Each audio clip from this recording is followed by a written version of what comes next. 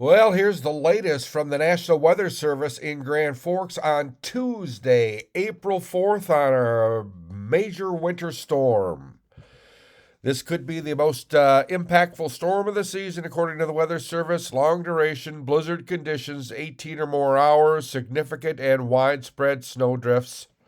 You can take a look at the graph here. Some heavy snowfall forecast across the region, up to 22 inches. All right.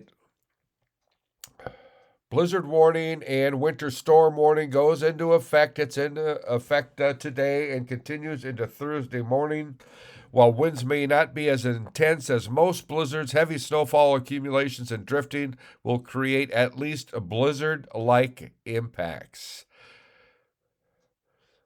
And here's a look at the maximum wind gust forecast chart. You can see some, all the way up to 50 miles per hour forecast up in Cooperstown by tomorrow. You can pause the video here, and if you want to check out the specifics of your town, take a look as we move on down the forecast here. And here's a look at timing from the National Weather Service. You can see the snow in green, heavy snow in green coming in there Tuesday at 6 a.m., still south of Fargo.